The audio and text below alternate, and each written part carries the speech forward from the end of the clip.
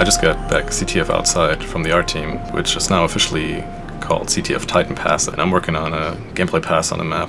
Just going in and making sure that is this map still playable in the same form that it was before in the shell form, which, naturally the shell is kind of the purest form gameplay-wise, so there have to be some sort of concessions to be made.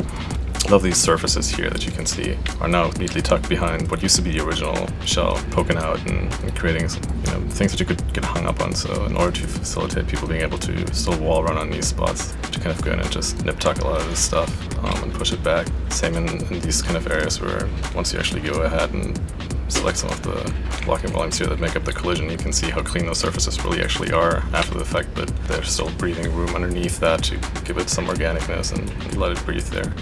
The only thing that's really important to us from a gameplay standpoint is that when meshes are applied to the map, they don't sit on top of the original BSP, and we're trying really, really hard to maintain the original dimensions so we don't end up with maps that are sort of ever shrinking, because as you layer and layer stuff on there, the play spaces will feel tighter and more claustrophobic. We're definitely also continuing to work on it.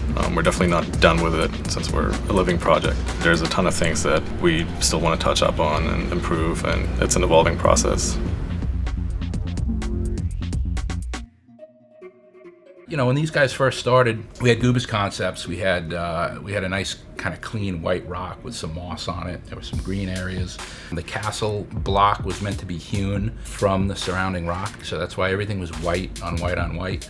About midway through exploring some of that stuff, Josh and Rick turned some of the stone to metal, applied a rust texture to it, and you got this really cool slate gray with these kind of oxidation in the rock. That really worked well, and it set everything off, and it really portrayed the sharpness in the normal maps on the rock. So I like the look of that, so I kind of let them run with it. They liked it too.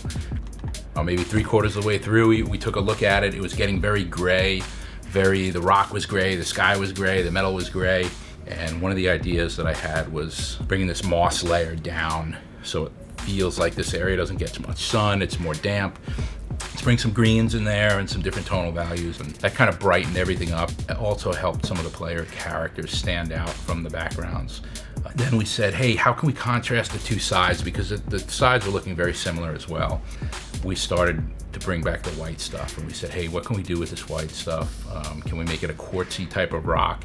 The castle architecture would be more pristine and regal, so we kind of left that intact. We brought in the moss to kind of set it off with this like fairy tale green and white look to it, which I think really works well. So it took a little bit of experimentation to come up with what they've got, but I think they nailed it, and in the end, it just works.